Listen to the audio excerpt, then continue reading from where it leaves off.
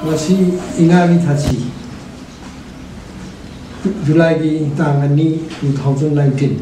nimit tidak Nepal Historical Research Center di Nahong sini kan nawan hono na produk coba lagi wakon hilen salai amai lon tu ahun nak anirak subuh ina hendak kita ini nimit tidak ikoi na kami cam tei niang yang hendak lagi kasi kan hono jadi na kucing jadi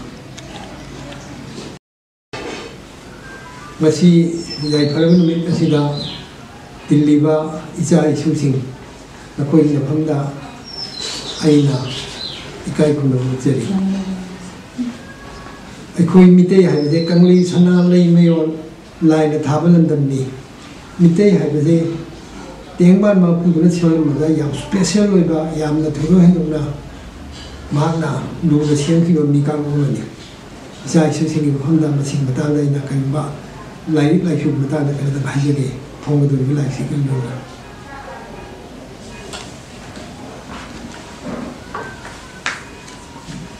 Kangai pa Historical and Cultural Research Center sina 2013 da puya jiki version nama phongre phongi ba puya du sini udaw mi yor me yani masiki puya jini phongi bedo du ai ni yena pa jeri sina la si phongse hai dina phongi ba Pai di puya di taseng na mochi na ba nampok na kuna ako'y mayroon na ulan na puya di pai masih taseng na hari pada mitay ay bade malay nilay ba miyam sa dagi hena kuk tamang thaba bangulo na mang thaba mikalot ni ako'y na kasi putok sa riba puya sida malay sina sukhang di ba kaya ako'y na sahi lising ani yung gimamang kalandi Masini aku lagi puya segi special oi besi. Aduga merak sida ina puya hai besi ki waktu mamaga mayam na kita panjang ge. Puya hai besi anytime ibe aba, anytime puthok pa aba, anytime namaga puthok pa aba pon ase. Puya hai besi khoi na karam hai ta ge bu. Puya hai besi ama iba matam da ningthau yaw gadi. Ningthau du gi miyam praja mayam yaw gadi. Aduga Aiba nataba puya sigi matang da liri ba maisho ba yawgani aduga mana ngangi bedo sindok na ba maisho amani su yawgani sumai dom na puya be ning thau miyam maisho mayam sak sangna puthom ba lai ni puya ha bese aduna hujiki matam da kana go na khoi puya du phonge du tawe kan ji masi puya sunet ate Waktu lon hilen salai amai lon popuya da malim na khangri ba si phawa khangri ba pon ama lei yawi madudi primordial reality haibadi primordial reality je mitei ron da haiba taraga di malim si da akhoi malim si yauna even kaino phawa space yawa masi sulai le tingai da kani le ramage haibadi primordial reality haibase Ikoi mitei di puya da hari masih pre-model reality hai bese mai talang sing talang nungsit talang ahum di pre-model reality ni hai ahum ni na reality wai derga tayang ban da lei ba puno sing asina ahum din rut wai derga tayang ban puno sing lei ba puno muthe masina ona keno to derga sing di ba ga ten lo di phau phang di ba ma lei re nai na hai je gi do am phan je gi akoi mitei na khangan bi ba pre-model reality se Mai talang ising talang muksi talang ahum sini masih aku ini talang ahum sini talang ipung go ibu ya da aku ini ning yo la ye ipung lo ina bapak ba ye ahum sini pun sini liar ka adu bi bapu ibu la ye wai ne aku ini ipung lo ina bapak ba na aku ning ibu la ye aduna maliem gi mi sing na aku ini uli kangam bi ba primordial reality Karena kain terlihat dengan jadi lelong itu kan, mau ngasih bawa khangdi anda, aku ini dia jadi long itu biji dekhang dia, primordial reality. Aduh aku ini putus juga piada, masih dah ngarang ada 18th century, 19th century the Western na hiram na Big Bang theory na putus dia. Aku ini masih 2000 BC mama na khangdi Big Bang ada je. Masih kerai dia orang punya ada yauri tu ipung wena mapakpana matomda lebeya da hai bogi hung iwa in na phamjala duna mande mo na yauri bane yi kitan chen thogin do bu ding thai na yam kana pa yu kan ju pa ngo te da madu no ya du khan ni go ni ada primordial ni ji akoi ji ahum ji akoi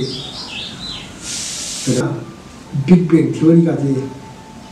nong suk long ki mi na hai sing ne na puthoi ba khangai ba matam ji gi sahi lising khara hana big bang mo big bang ni na akoi khan ma si chho de ba and then ahum su da extraterrestrial origin of life masino like tamba na ye bi sila to ba na ye he ba mi da ta mi khang ba purao khang se on extraterrestrial origin of life ha bi akhoi gi si da akhoi ni puno si ahing ba thawai pa ba ni adagi harong ji ne ko harong ahing ba ke ni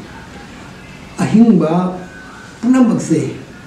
Chawom dagi walk dagi me dagi san dagi loina bakse masih kalau dia masih ahu bakse extraterrestrial origin apa koi malian tidak kalau tu kalau dia hai ni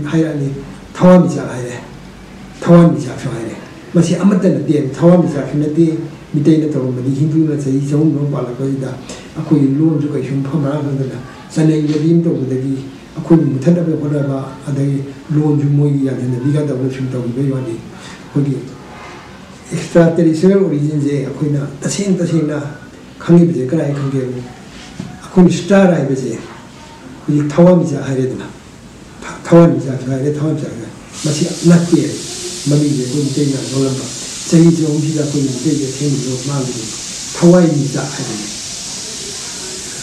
스타치 그 이제냐 타원 이자 기반 도피 타와이가 그놈 마치기 마사 그놈 도출을 여러 번 이야기 하는 마치 extraterrestrial origin 당이 생바 그놈네 사키네 프라만네 그놈이 타와이자네 그 거름이지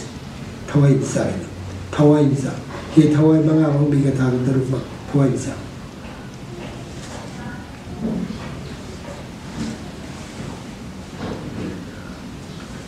아코이기 다이봉지데이다 아코이 미시나 ख्वाइदी सिंगी ख्वाइदगी Simba ख्वाइदी तोगम बा कांगु ने मी ओ दा गम से मे जे अकोइ से मी ओ दोय ना हा बदे तो थोकला ते इवोल्यूशनरी प्रोसेस ता से मकुले छना मे लाइन दा मी छाबा रे गमु छारे आइ ला गमु दु देगी सुम मथन मथन रो हा एक को दिया की दिया दा माइ तो दे आई हारि बजी ये गंदं सारो नि या ने नंगा आई मित्र ताइवा मनीची ये ना मीच करो तो नहीं है आदम ने अतिदे भी ये जो थोकना याद है इवोल्यूशनरी प्रोसेस है जी खंगे को इवोल्यूशनरी प्रोसेस है ये तो ये यहाँ ला बिलंग मुझारे है मतंग शुम्हेना आवा था कि पोट छागल लगने बलंग दो जिला अगर इवोल्यूशनरी प्रोसेस है ये कोई इपाई हुई ना सना में इधर मीच हावर गम मुझारे अभी शिवु ना मी ने का नमु मिटों का ना थादो को थादे ये तो लीजिए कोई इधर ये भी कोई ही या चीना मांग करते हैं हिंदू ने चाहिए जो भी पाल करेगा कोई ही मिटे ये भी मालें ही आएगा कोई के कंगली सना ले ऑनलाइन धावन में तसें ना कोई इपाई पुने चलन भी बड़ी चीज़ खानिया कंगली सना ले ऑनलाइन धावन में ये साइज यावी कोई वहाँ तो है कंगली ये दी कंगली पा सना दी गोल नदी संदो पांपम सना ले ये भी आर्टिस्ट माइ ले नचरी बसीदी मयोल लमदम दी है कंगली सना ले मयोल लाइन धावन लमदम दी है साइज यावी ने इपाई पुने सीना है मसी नखोई ना करम है जब तुझला कर दिया ये जई मजबूत है चले आई शिनिंग में दिन ते सही सनी का तो ना वो जगह पागल जिले लम्जियन का जिले तो बयान को लम्जियन का वो पानी ले दो लाइफ की प्रोसेस नहीं ना ले भी आप मुझे किसी चंगे लगा मैं लाइन पिरे पिरे ना इस चीज़ में नहीं ना इन्हें उसी सेजरी में पाऊँ ये नो इसी दा खरदो जो कुल्ली बसीन मनुष्य ना तरगा सिदल हाउंडो नहीं होगा जो ना कोई ना आई मचा ना तोरंबा खल्लंबा वकल में आने में अम्मा में सिदगी सरुप अनिये नहीं है ना कोने रगा इपाई कुछ ये नहीं है ना थागन ना बाहर ना बियो